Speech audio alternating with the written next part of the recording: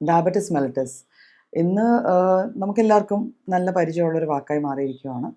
നമ്മുടെ സമൂഹത്തിൽ വളരെയേറെ അത്യാവശ്യം മിക്ക വീട്ടിലും ഒരു പ്രമേഹ രോഗിയെങ്കിലും ഇല്ലാത്ത വീടുകളില്ലാത്തൊരവസ്ഥയിലേക്ക് നമ്മൾ പോയിരിക്കുകയാണ്. കേരളം ഒരു ഡയബറ്റിക് ക്യാപിറ്റൽ ആവാൻ വലിയ താമസമില്ല.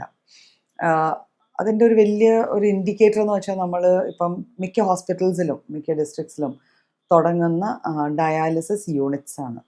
അപ്പം ഈ ഡയബറ്റീസ് എപ്പോഴും ഡയാലിസിസിൽ എൻഡപ്പ് ചെയ്യുമോ എന്നുള്ളൊരു ചോദ്യമൊക്കെ വരുമല്ലേ, എങ്ങനെയാണ് അതിലേക്ക് എൻഡ് ചെയ്യുന്നത്, എല്ലാ ഡയബറ്റിക് കേസസും അങ്ങനെ വരുമോ എന്നൊക്കെ ചോദ്യങ്ങളും സംശയങ്ങളും ഒക്കെ നമ്മളുടെ മനസ്സിൽ വന്നു ചേരാറുണ്ട്.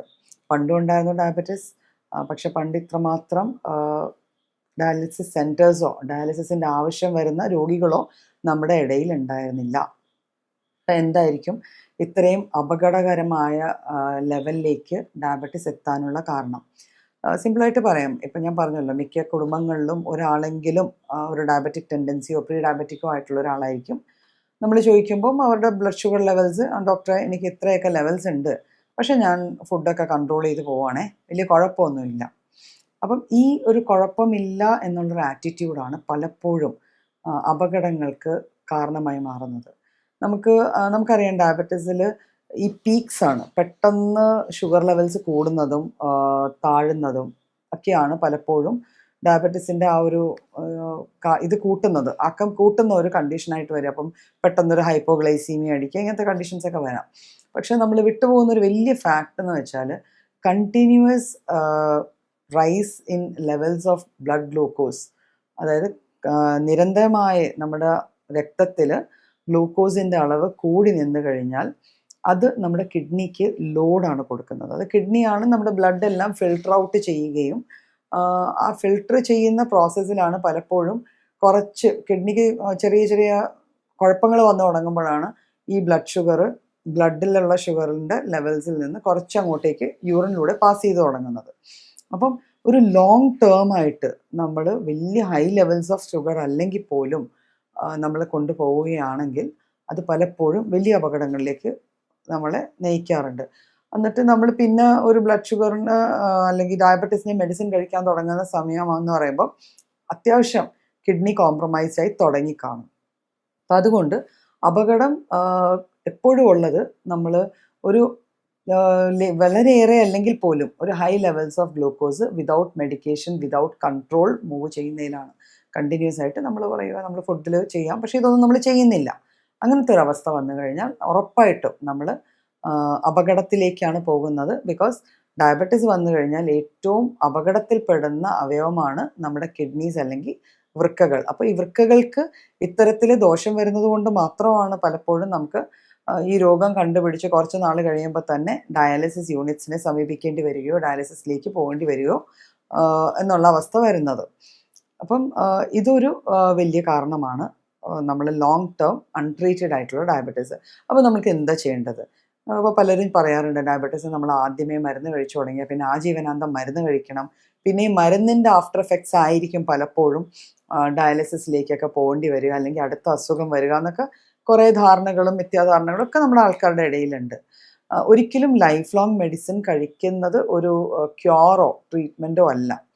ഇപ്പം ബേസിക്കലി ഒരു ഹോമിയോപ്പത്തിക് ഡോക്ടറാണ് ഞാൻ. അപ്പം നമുക്കറിയാം ഇത്തരത്തിൽ വരുന്ന കണ്ടീഷൻസിനെ നമുക്ക് ഒരു അത്യാവശ്യം ഒരു ഷോർട്ട് ടേം അല്ലെങ്കിൽ ഒരു കുറച്ച് ലോങ് ടേം ആണെങ്കിലും ട്രീറ്റ്മെൻറ്റ് കഴിഞ്ഞ് ബാക്ക് ടു നോർമൽ എത്തിക്കാൻ പറ്റിയാൽ ഈ അപകടം എന്നുള്ളൊരു ഫേസിൽ നിന്ന് നമുക്ക് ആളെ മാറ്റിയെടുക്കാം.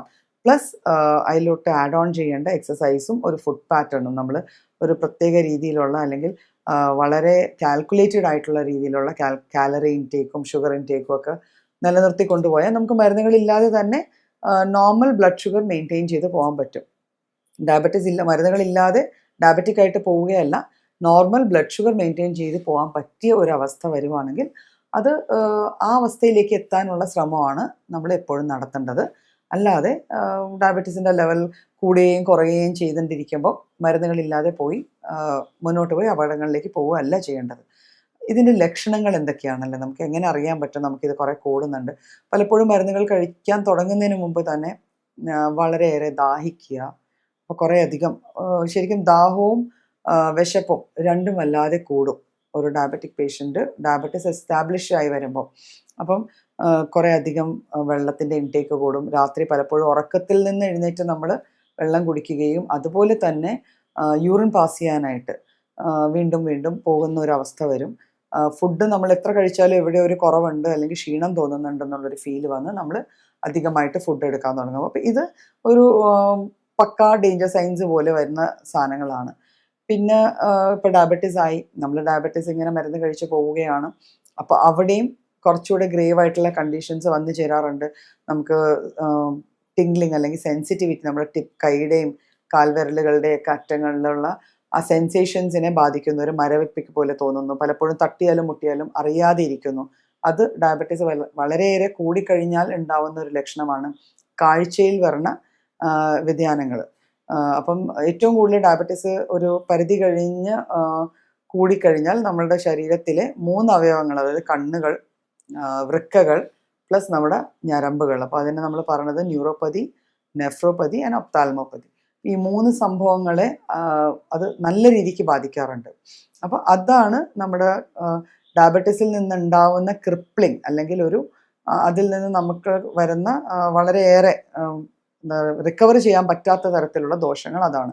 ആ ഒരു സ്റ്റേജിലേക്ക് പോകുന്നതിന് മുമ്പ് തന്നെ ഡയബറ്റീസ് കണ്ടുപിടിക്കുകയും ട്രീറ്റ് ചെയ്യുകയും ചെയ്ത് പ്രോപ്പറായിട്ട് ഫുഡും എക്സസൈസും മാനേജ് ചെയ്ത് പോയി കഴിഞ്ഞാൽ നമുക്ക് ഒരു ഹെൽത്തി ലൈഫ് ലീഡ് ചെയ്യാൻ പറ്റും.